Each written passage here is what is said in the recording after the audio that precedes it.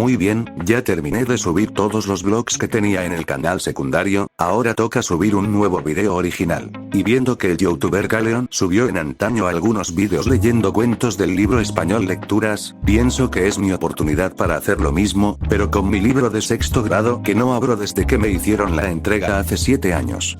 Solo déjenme buscarlo. Se lo comieron las ratas. ¿Qué? Bueno, ya estoy en la página de Comisión Nacional de Libros de Textos Gratuitos, con siglas CONALITEG y voilà, aquí está el libro.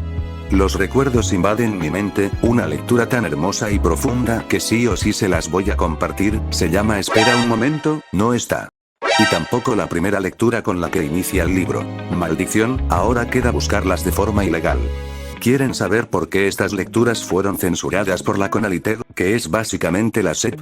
Pues yo también. Estas son las lecturas prohibidas por la SEP.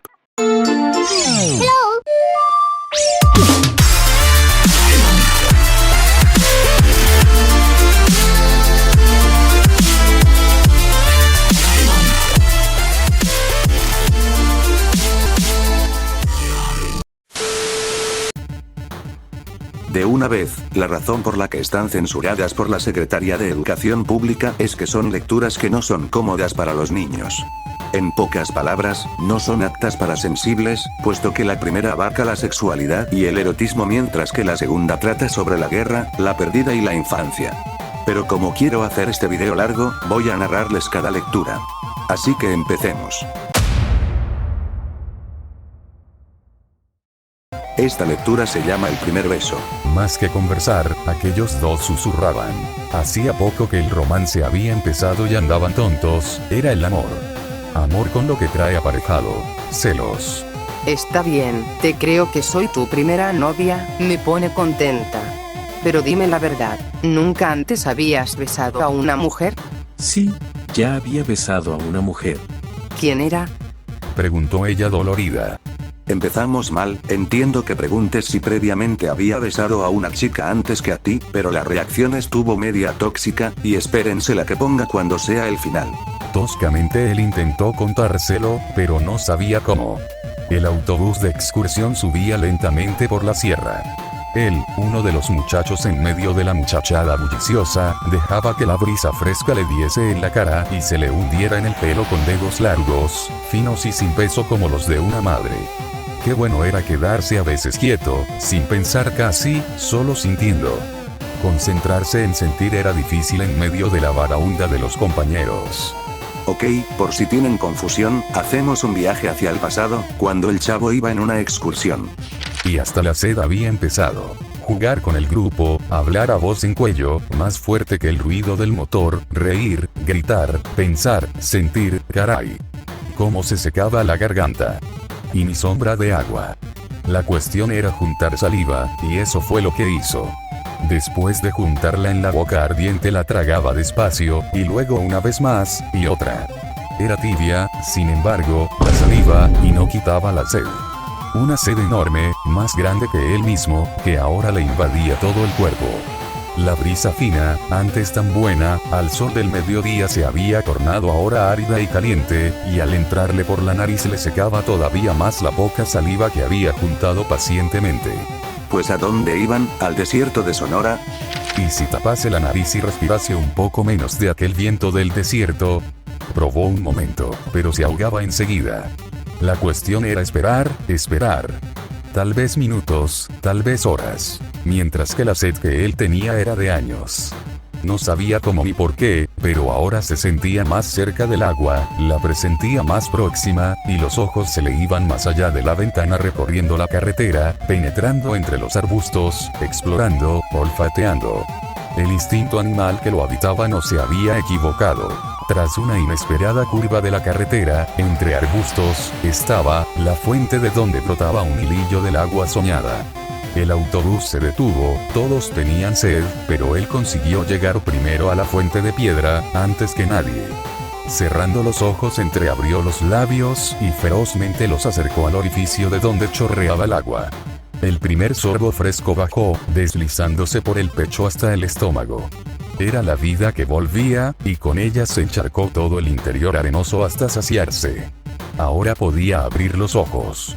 Los abrió, y muy cerca de su cara vio dos ojos que lo miraban fijamente. Era la estatua de una mujer. Y era de su boca de donde el agua salía. Se acordó de que al primer sorbo había sentido realmente un contacto gélido en los labios, más frío que el agua. Aquí ya se notan los tintes eróticos. Y entonces supo que había acercado la boca a la boca de la mujer de la estatua de piedra. La vida había chorreado de aquella boca, de una boca hacia otra. Me recuerda a este meme.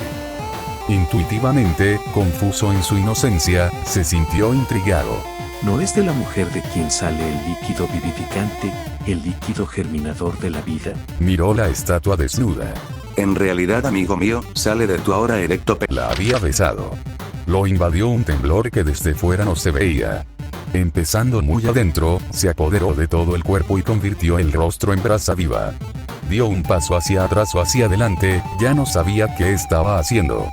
Perturbado, atónito, se dio cuenta de que una parte de su cuerpo, antes siempre serena, estaba ahora en una tensión agresiva, y eso no le había ocurrido nunca. Bien, ahora entiendo por qué la censuraron. Anda, oye, Dime.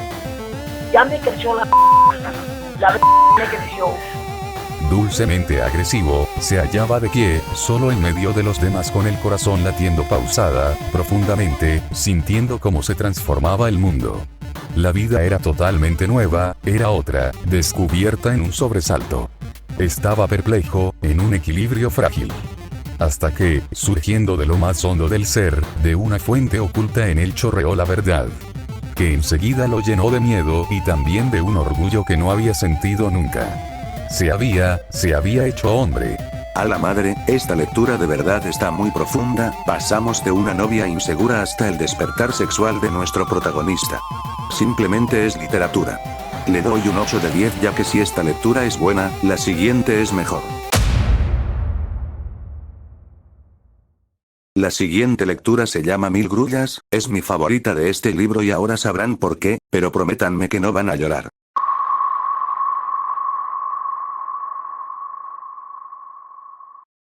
Naomi Watanabe y Toshiro Ueda creían que el mundo era nuevo. Como todos los muchachos. Porque ellos eran nuevos en el mundo. También, como todos los chicos. Pero el mundo era ya muy viejo entonces, en el año 1945, y otra vez estaba en guerra. Naomi y Toshiro no entendían muy bien qué era lo que estaba pasando. Desde que ambos recordaban, sus pequeñas vidas en la ciudad japonesa de Hiroshima se habían desarrollado del mismo modo. En un clima de sobresaltos, entre adultos callados y tristes, compartiendo con ellos los escasos granos de arroz que flotaban en la sopa diaria y el miedo que apretaba las reuniones familiares de cada anochecer en torno a las noticias de la radio, que hablaban de luchas y muerte por todas partes. Sin embargo, creían que el mundo era nuevo y esperaban ansiosos cada día para descubrirlo. Quiero que recuerden esta parte por favor, será importante más adelante. Y también se estaban descubriendo uno al otro. Se contemplaban de reojo durante la caminata hacia la escuela, cuando suponían que sus miradas levantaban murallas y nadie más que ellos podían transitar ese imaginario senderito de ojos a ojos. Apenas se habían intercambiado algunas frases. El afecto de los dos no buscaba las palabras. Estaban tan acostumbrados al silencio, pero Naomi sabía que quería a ese muchachito delgado, que más de una vez se quedaba sin almorzar por darle a ella la ración de camotes que había traído de su casa. No tengo hambre. Le mentía Toshiro, cuando veía que la niña apenas si tenía 2 o 3 galletitas para pasar el mediodía. Te dejo mi vianda. Y se iba a corretear con sus compañeros hasta la hora de regreso a las aulas, para que Naomi no tuviera vergüenza de devorar la ración. Naomi poblaba el corazón de Toshiro. Se le anudaban los sueños con sus largas trenzas negras. Le hacía tener ganas de crecer de golpe para poder casarse con ella. Pero ese futuro quedaba tan lejos aún. El futuro inmediato de aquella primavera de 1945 fue el verano, que llegó puntualmente el 21 de junio y anunció las vacaciones escolares. Y con la misma intensidad con que otras veces habían esperado sus soleadas mañanas, ese año los ensombreció a los dos. Ni Naomi ni Toshiro deseaban que empezara. Su comienzo significaba que tendrían que dejar de verse durante un mes y medio inacabable. A pesar de que sus casas no quedaban demasiado lejos una de la otra, sus familias no se conocían. Ni siquiera tenían entonces la posibilidad de encontrarse en alguna visita. Había que esperar pacientemente la reanudación de las clases. Acabó junio, y Toshiro arrancó contento la hoja del calendario, se fue julio, y Naomi arrancó contenta la hoja del almanaque, y aunque no lo supieran, Por fin llegó agosto. pensaron los dos al mismo tiempo. Espera, agosto. 1945. Ay no. Esto se va a poner feo. Fue justamente el primero de ese mes cuando Toshiro viajó, junto con sus padres, hacia la aldea de Miyashima. Iban a pasar una semana. Allí vivían los abuelos, dos ceramistas que veían apilarse vasijas en todos los rincones de su local. Ya no vendían nada. No obstante, sus manos viejas seguían modelando la arcilla con la misma dedicación de otras épocas. Para cuando termine la guerra. Decía el abuelo. Todo acaba algún día. Comentaba la abuela por lo bajo. Y Toshiro sentía que la paz debía de ser algo muy hermoso, porque los ojos de su madre parecían aclararse fugazmente cada vez que se referían al fin de la guerra, tal como a él se le aclaraban los suyos cuando recordaba a Naomi. Y Naomi, el 1 de agosto se despertó inquieta. Acababa de soñar que caminaba sobre la nieve. Sola. Descalza. Ni casas ni árboles a su alrededor. Un desierto helado y ella atravesándolo. Abandonó el tatami, se deslizó de puntillas entre sus dormidos hermanos y abrió la ventana de la habitación. ¡Qué alivio! Una cálida madrugada le rozó las mejillas. Ella le devolvió un suspiro. El 2 y el 3 de agosto escribió, trabajosamente, sus primeros haikus. Lento se apaga el verano. Enciendo lámpara y sonrisas. Pronto florecerán los crisantemos.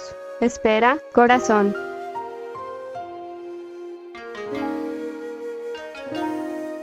Después, achicó en rollitos ambos papeles y los guardó dentro de una cajita de laca en la que escondía sus pequeños tesoros de la curiosidad de sus hermanos.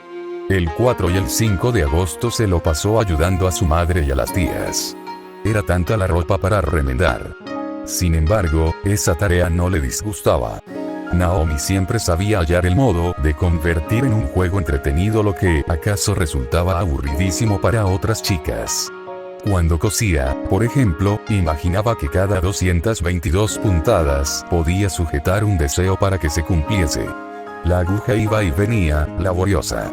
Así, quedó en el pantalón de su hermano menor el ruego de que finalizara enseguida esa espantosa guerra, y en los puños de la camisa de su papá, el pedido de que Toshiro no la olvidara nunca, y los dos deseos se cumplieron. Pero el mundo tenía sus propios planes.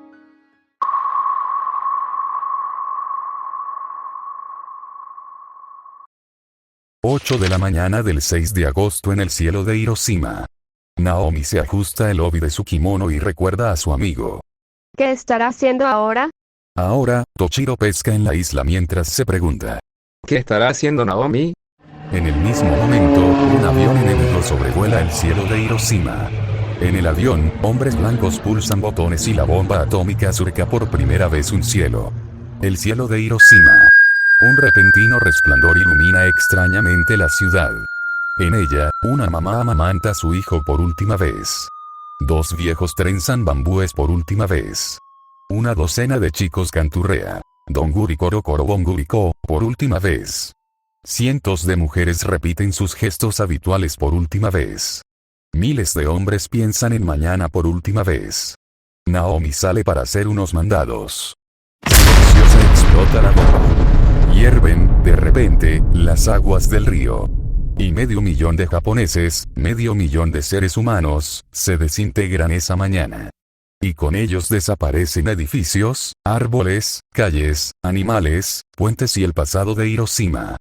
Ya ninguno de los sobrevivientes podrá volver a reflejarse en el mismo espejo, ni abrir nuevamente la puerta de su casa, ni retomar ningún camino querido. Nadie será ya quien era. Hiroshima arrasada por un hongo atómico. Hiroshima es el sol, ese 6 de agosto de 1945. Un sol estallando.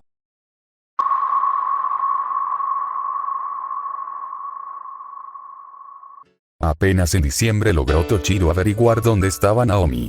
Y que aún estaba viva, Dios. Ella y su familia, internados en el hospital ubicado en una localidad próxima a Hiroshima, como tantos otros cientos de miles que también habían sobrevivido al horror, aunque el horror estuviera ahora instalado dentro de ellos, en su misma sangre. Y hacia ese hospital marchó Toshiro una mañana.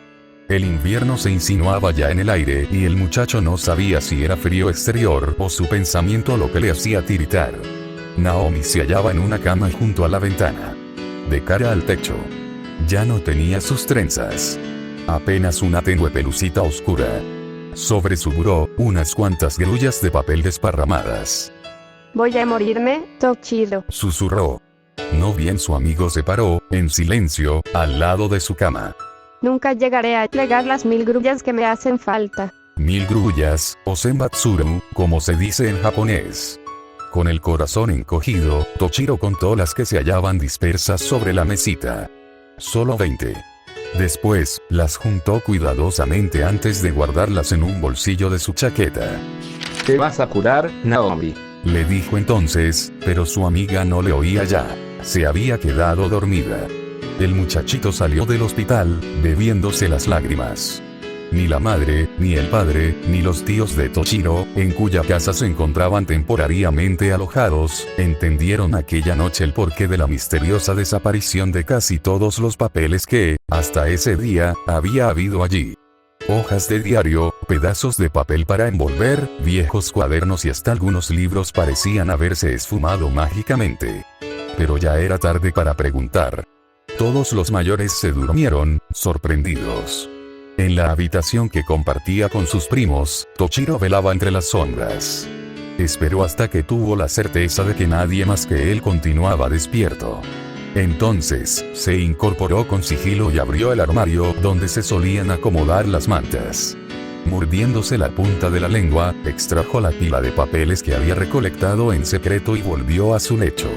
La tijera la llevaba oculta entre sus ropas. Y así, en el silencio y la oscuridad de aquellas horas, Toshiro recortó primero 980 cuadraditos y luego los plegó, uno por uno hasta completar las 1000 grullas que ansiaba Naomi, tras sumarles las que ella misma había hecho. Ya amanecía, el muchacho se encontraba pasando hilos a través de las siluetas de papel. Separó en grupos de 10 las frágiles grullas del milagro y las apresó para que imitaran el vuelo, suspendidas como estaban de un leve hilo de coser, una encima de la otra. Con los dedos entumidos y el corazón temblando, Toshiro colocó las 100 tiras dentro de su Furoshiki y partió rumbo al hospital antes de que su familia se despertara. Por esa única vez, tomó sin pedir permiso la bicicleta de sus primos. No había tiempo que perder. Imposible recorrer a pie, como el día anterior, los kilómetros que lo separaban del hospital. La vida de Naomi dependía de esas grullas. Prohibida las visitas hasta ahora, le dijo una enfermera, impidiéndole el acceso a la enorme sala en uno de cuyos extremos estaba la cama de su querida amiga. Toshiro insistió. Solo quiero colgar estas grullas sobre su lecho. Por favor. Ningún gesto denunció la emoción de la enfermera cuando el chico le mostró las avecitas de papel. Con la misma aparentemente impasibilidad con que momentos antes le había cerrado el paso, se hizo a un lado y le permitió que entrara. Pero 5 minutos, ¿eh? Naomi dormía. Tratando de no hacer el mínimo ruidito, Toshiro puso una silla sobre el buró y luego se subió. Tuvo que estirarse a más no poder para alcanzar el ciclotrazo. Pero lo alcanzó. Y en un rato estaban las 1000 grullas pendiendo del techo. Los 100 hilos entrelazados, firmemente sujetos con alfileres. Fue al bajarse de su improvisada escalera cuando advirtió que Naomi lo estaba observando. Tenía la cabecita echada hacia un lado y una sonrisa en los ojos. Son hermosas, Toshi-kan. Gracias. Hay un millar. Son tuyas, Naomi. Tuyas. Y el muchacho abandonó la sala sin darse vuelta. En la luminosidad del mediodía que ahora ocupaba todo el recinto, 1000 grullas empezaron a balancearse impulsadas por el viento que la enfermera también dejó colar, al entreabrir por unos instantes la ventana. Los ojos de Naomi seguían sonriendo. La niña murió al día siguiente. Un ángel a la intemperie frente a la impiedad de los adultos. ¿Cómo podían 1000 frágiles avecitas de papel vencer el horror instalado en su sangre?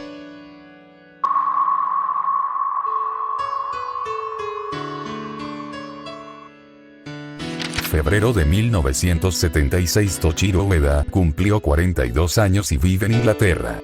Se casó, tiene 3 hijos y es gerente de una sucursal de un banco establecido en Londres. Serio y poco comunicativo como es, ninguno de sus empleados se atreve a preguntarle por qué, entre el aluvión de papeles con importantes informes y mensajes telegráficos que habitualmente se juntan sobre su escritorio, siempre se encuentran algunas grullas de origami dispersas al azar. Grullas seguramente hechas por él, pero en algún momento en que nadie consigue sorprenderlo.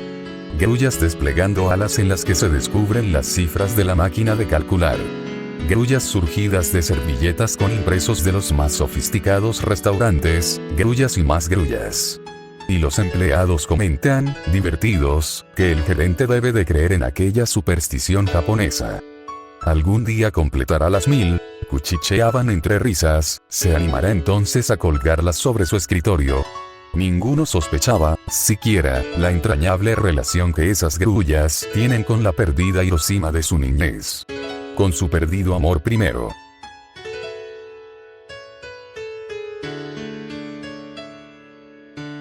¿Tienen dudas del por qué es mi lectura favorita? Paco el Chato se queda analfabeto al lado de esta obra maestra. Yo le doy un 9,5 de 10. Espero les haya gustado el video. ¿De qué otra cosa más quieren que haga video? Tengo pensado terminar esta temporada que duró casi 6 años con un video opinando sobre una caricatura mexicana que es peor que El Chavo animado tanto en narrativa como en animación. ¿Saben cuál es? Escríbanlo en los comentarios, yo veré. Nos vemos para ese próximo video. Coman frutas y verduras.